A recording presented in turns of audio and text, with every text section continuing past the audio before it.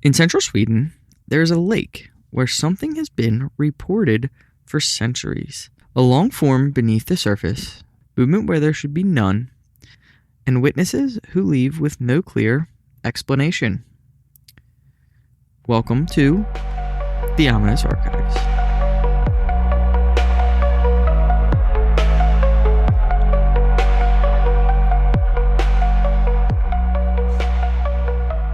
What's going on, Archive members? I am Nick. And I'm Em. And I will say that we've had to adjust recording schedules due to a few things here and there, as far as baby decided to change nap schedules and all this other stuff. So I'm semi-delirious. I am probably 3 coffees deep to survive to get this done. And then I'll go on 4 hours of sleep to go to work tomorrow. Yeah, that checks out. I've had about a coffee and a Red Bull, so. Yeah. That's pretty all much the energy. I feel like it's how most podcasters, until they can switch over to where it's that's their mainstream of income kind of thing, are. They just survive off of all that. Or maybe we just don't do it right. I don't know. We're just rolling. But before we get way further off topic. Yes. Tonight's episode sits kind of in a weird space because everything we're about to talk about, it's documented, it's recorded, but somehow after centuries, we still don't have an answer. Yeah, this is one of those cases where it's not one blurry photo in a Reddit thread. This thing has history, real traceable history. Exactly.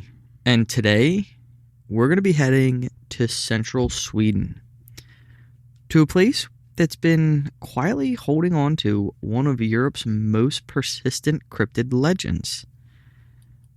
Before we get any further, this is your disclaimer that this is going to be a rough one for pronunciation. We're going to do our best. We may change it to just the cryptid or the figure or something, so we're not just continuously butchering it in your guys' ear. We are not Swedish. But this takes place in Lake Storsjön, and the creature is known as the Storsjöodjuret. So that's kind of where we're going to be headed. So if we change it up, we'll Bear probably with let us, you know. please. Yeah. So, let's ground this first. Where are we? Lake Storsjön is in Jämtland, central Sweden. It's one of the largest lakes in the country. It's about 300 feet deep, and it has a massive island right in the middle of it called Frösön. Which already feels like prime cryptid real estate. Big lake, deep water, island in the center. Yeah, I don't doubt that something's living there. Right? And visually, it's actually really calm. Forested shorelines, open water, nothing about it immediately feels threatening. But for centuries, people have reported something in that lake. And not just recently either. Oh no. This goes back all the way back to 1635. That's insane. Yeah, but here's the catch. That first reference doesn't describe a sighting. It just confirms that the idea of a creature already existed. So by the time it's written down, it's already old news. Yeah, now by the 1800s, things take a shift. We start getting actual sightings. So now we're moving from folklore into someone definitely saw something. Exactly. We have fishermen, travelers, people on the water starting to describe movement that doesn't match any known animal. And over time, those descriptions start lining up. Can I take a guess? Sure.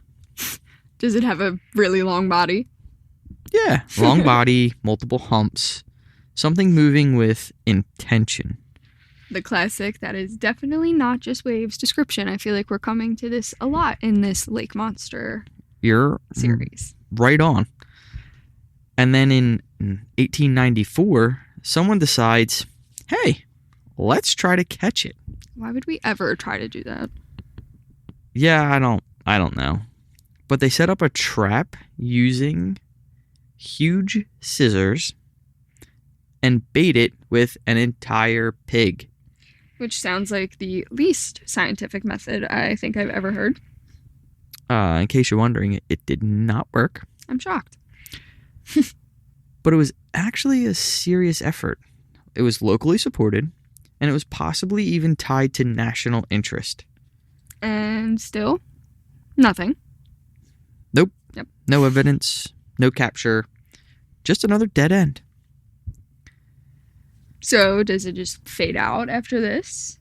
No, not at all. The sightings continue through the 1900s. The photography now comes in, then video, but still, nothing ever gets confirmed. So we're stacking evidence that never actually becomes evidence. Yep, right again. But here's where it kind of gets weird. In 1986, the creature is granted protected status. Legally? Yes, protected. Including its potential offspring and habitat. Yeah, that's wild. So something that might not exist is protected by law. Up until 2005, when they removed that protection due to the lack of evidence. It's an interesting timeline. Yeah, it kind of is, you know. They protect it for a few years or a while. Yeah, a long time. And then all of a sudden decided to remove it for lack of evidence. But even today, there are sonar scans and modern investigations, and they still haven't confirmed anything. So what's the actual story behind this thing?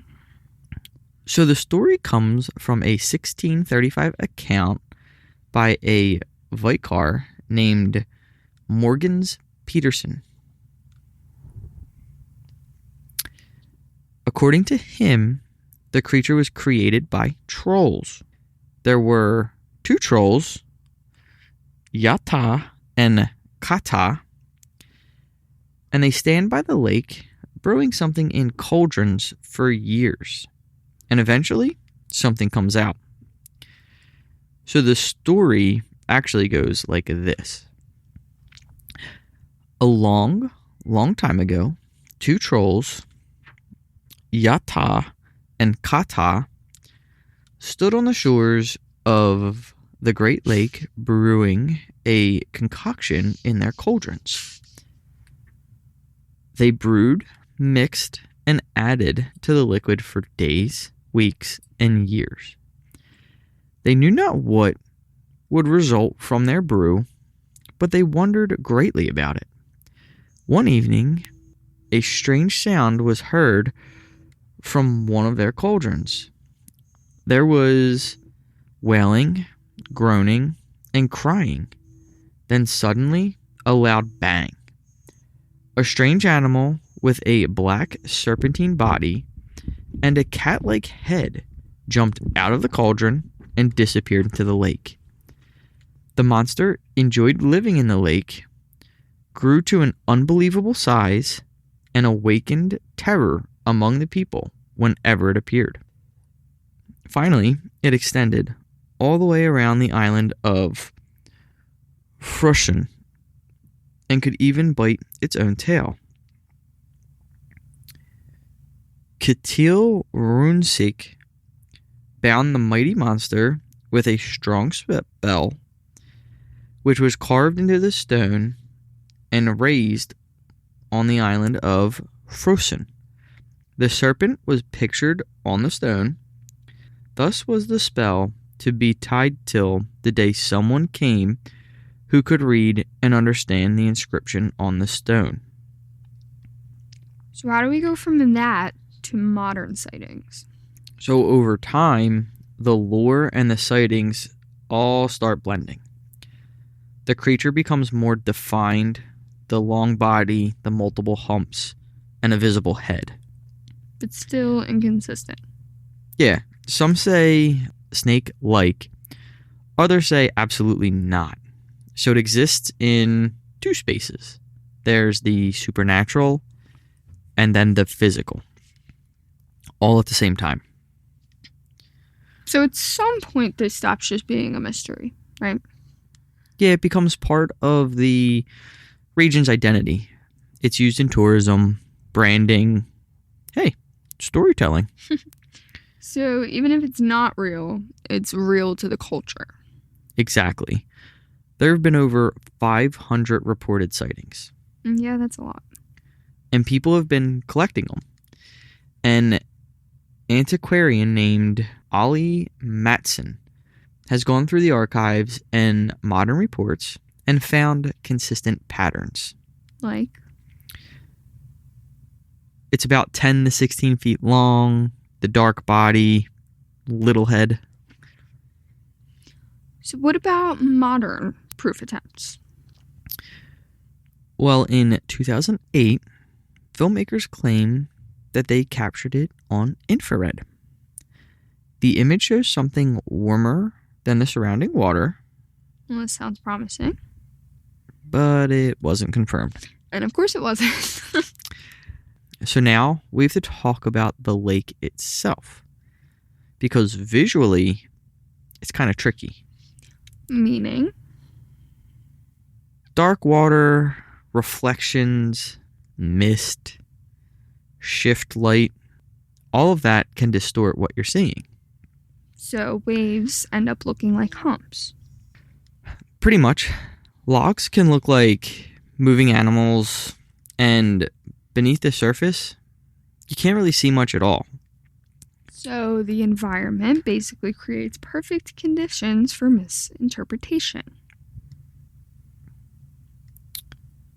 Yeah, most sightings follow that same structure. Something moves, it doesn't make sense, and then it's gone. Short, unclear, unconfirmed. Yep. Yeah. But then there are the exceptions. This is the long encounter, right? Yeah. The Rain sisters. I think I said that right. They saw it apparently for hours. Ours is wild. Yeah, at first they thought it was a boat. But as it got closer, that stopped making sense. So then they approached it. Why not?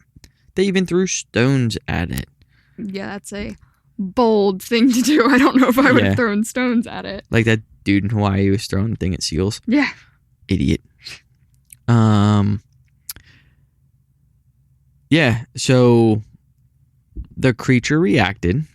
Apparently its eyes moving, its mouth, its tongue, all described as threatening. Yeah, well, that's way more of an interaction than most sightings.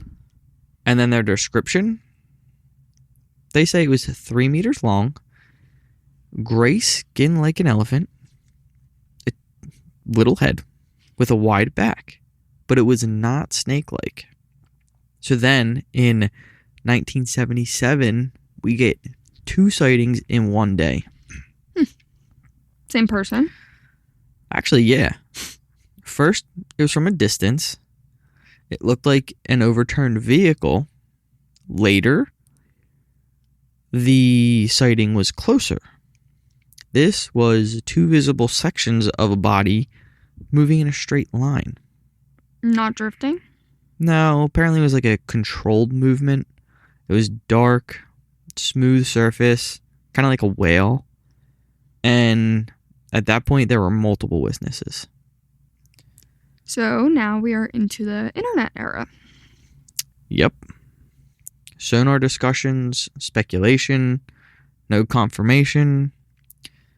But the story keeps growing. There are even observation points around the lake where the sightings are reported more often. Which pretty much puts us at the same spot after all this time. The reports have continued for centuries without producing a single verified specimen or definitive explanation. The lake has been studied, observed, and revisited, and yet the same pattern persists. Something is seen, it cannot be confirmed, and it is never fully explained. The origin exists in folklore, the sightings exist in testimony, and the evidence remains absent. The legend likely began as a way to explain the unknown, shaped by the landscape where visibility is limited and perception is easily distorted. Over time, the explanation changed, but the experience did not. The story persists because it is repeated, embedded in the region, and because no conclusion has ever fully closed the question. What remains is the location, the repetition of accounts, and the possibility that not everything observed can be easily identified. We would like to give credit to Sam, who wrote this episode and did majority of the research for us.